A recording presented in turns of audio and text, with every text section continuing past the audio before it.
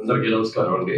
వారం రోజుల క్రితం అప్పాజీ గారు ప్రభు ఆఫీస్కి వచ్చారు. చూడండి, మేము ఫంక్షన్ చేస్తాం, ఆ ఫంక్షన్ గెస్ట్ గా రావాలండి. మరి ఇవన్నీ చాలా బోర్ కొట్టేస్తుందండి, విపరీతంగా ఫంక్షన్స్కి వెళ్ళలేకపోతున్నాను నేను. సారీ అంటే కాదండి, ఇది మామూలు ఫంక్షన్ కాదు. సీనియర్ జర్నలిస్ట్ అందరినీ ఒకసారి పిలిచి వాళ్ళ సత్కరించుకోవాలని ఒక మంచి ఆలోచనతో చేస్తాం అనగానే నాకు చాలా నచ్చేసింది. ఎందుకంటే చాలా ప్రోగ్రాంలు చూస్తాం, కానీ ఇది ఒక డిఫరెంట్ ప్రోగ్రామ్. మన సీనియర్ జర్నలిస్ట్ అందరూ కూడా పిలిచి వాళ్ళు సత్కరిస్తున్నామండి. విజయలక్ష్మి గారు కూడా వస్తున్నారు మెడ్రాస్ నుంచి. అంటే వీళ్ళందరినీ కలుసుకొని చూసి చాలా చాలా రోజులు అయిపోయింది. వాళ్ళందరినీ చూస్తుంటే వాళ్ళు ఎంత సంతోషంగా ఉంది. జర్నలిస్టు ఇప్పుడు కూడా మేము చేసే కార్యక్రమాల్లో మీరు వచ్చి కూర్చొని మీరు వాళ్ళు దీన్ని పుస్తకంగా చేసుకొని అద్భుతంగా చేస్తూ అందరినీ సత్కరిస్తున్నందుకు మనస్ఫూర్తిగా అభినందనలు అప్పాజీ గారికి, ప్రభు కూడా. నేను చాలా సందర్భాల్లో అన్నాను, మా తెలుగు జర్నలిస్టులు చూసి మేము గర్వపడతామండి. ఎందుకంటే ఒక మిత్రులాగా ఉంటాం.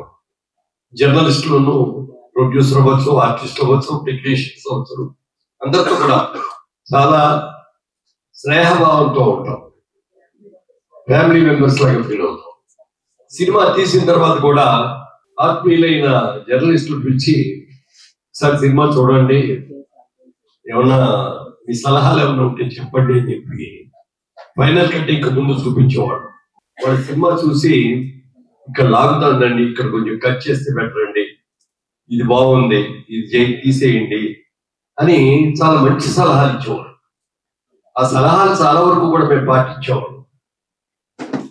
ఏదైనా ఇంటర్వ్యూలో ఏదైనా మాట్లాడుతూ ఏదైనా ఒక మాట, ఎందుకంటే ఆ ఫ్లోలో మాట్లాడేటప్పుడు కొన్ని తప్పులు కూడా మాట్లాడచ్చు. ఏమంటే అది మీరు మాట్లాడేది వద్దులేండి, అది తీసేద్దాం అని అట్లా మంచి సలహా ఇచ్చేవాడు. కానీ వాళ్ళ రోజున ఇంటర్వ్యూలకు వెళ్ళాలంటే చాలా భయపిస్తుంది.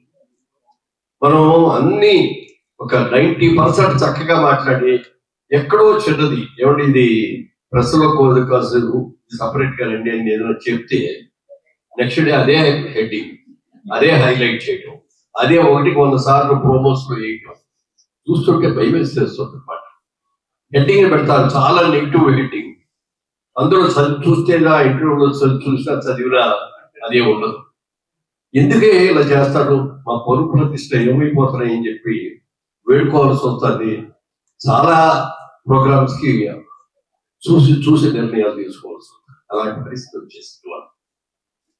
మరి ఇవాళ పాత జర్నలిస్టులు ఎంత బ్రహ్మాండంగా ఉండేవారు, ఎంత నాలెడ్జబుల్ గా ఉండేవారు, ఎంత విమర్శనాత్మకంగా మరి సలహాలు ఇచ్చేవారు అని చూస్తే ఇప్పుడు జర్నలిస్టులు లేదు, అది చాలా కొద్ది మందిలోనే ఉంది అని చెప్పడానికి బాధతో చెబుతున్నాను. అది వాళ్ళు విమర్శించాలని చెప్పడం కాదు, కానీ బాధతో చెప్తున్నాను. హిందీ జర్నలిస్టులు చూడండి, సినిమా జర్నలిస్ట్ ని అందరూ కూడా ఎల్లో జర్నలిజం ఎక్కువ.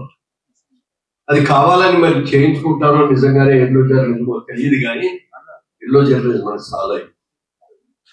తమిళనాడు అంటే అందరం తమిళనాడు నుంచి వచ్చిన వాళ్ళమే కదా, ఇదివరకు ఇండస్ట్రీ అంతా అక్కడే ఉన్నాం. తమిళ ఇండస్ట్రీలో కూడా చూస్తే ఎల్లో జర్నలిజం చాలా ఎక్కువ. కానీ ఇన్నేళ్లలో మన తెలుగు జర్నలిజంలో ఎల్లో జర్నలిజం వరకు రాలేదు అంటే that is the pride of our journalism.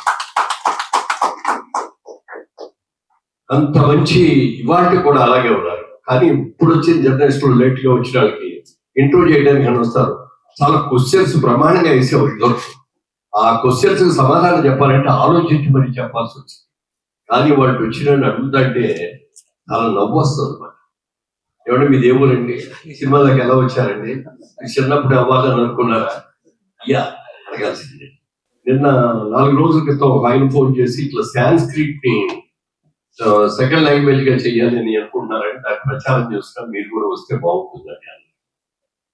I'm sorry అండి, ఏమనుకోవద్దు, నేను రానండి, దానికి అగైనెస్ట్ నేను. Sanskrit is a wonderful language.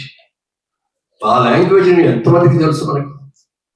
ఆ లాంగ్వేజ్ లో మీరు సెకండ్ లాంగ్వేజ్ తీసుకొని మీరు చదివితే అంటే గంగాధర శాస్త్రి లాంటి వాళ్ళకి పనికి వస్తాం, కానీ మళ్ళీ పనికి ఎవరి దగ్గరికి వెళ్ళి సాంస్క్రిట్ లో మాట్లాడగలుగుతాం మనం?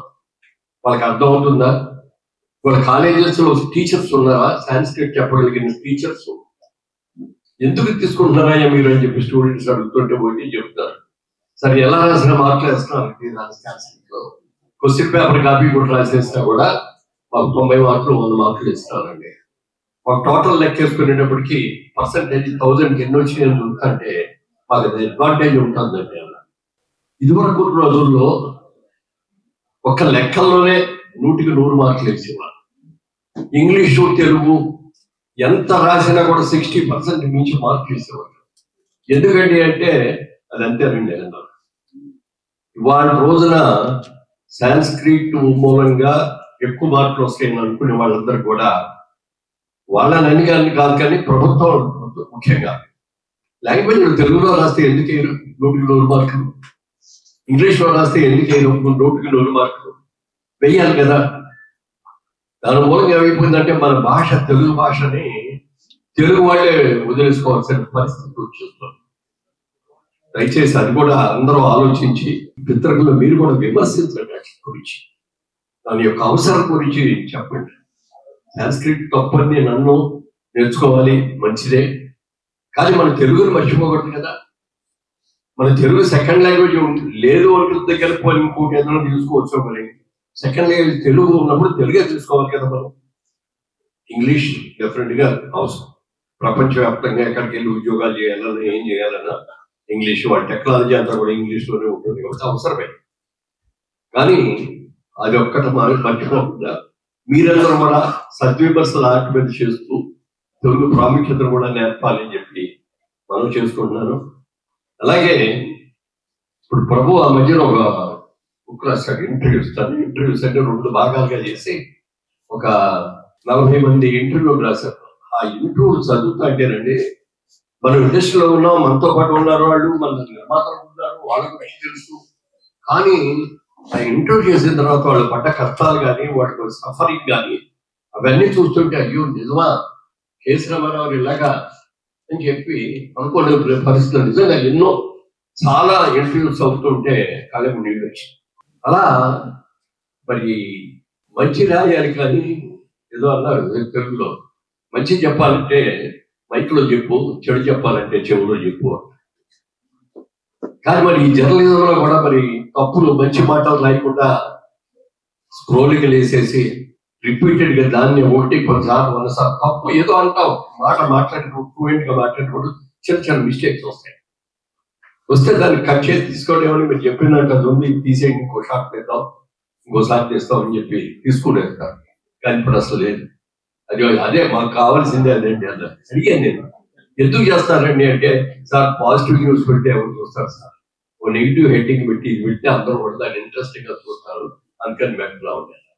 మీరు పెడతారు, మీ పాపులారిటీ కోసం మీరు పెట్టుకుంటారు, కానీ మా సంగతే మా మీద మీకు ఎందుకు అట్లాంటి కోపం, మా జీవితాల మీద ఎందుకు ఎన్నో అడిగారు. రోజులు మా అబ్బాయిలు మా తమ్ముడు కూడా అన్నారు, ఎందుకు నాన్నగారు ఆ ఇంటర్వ్యూ ఇస్తారు మీరు, లేకపోతే కాంట్రవర్సీలు వస్తున్నాయని. ఎట్లా ఇవ్వకుండానేమో ఉండలేవు.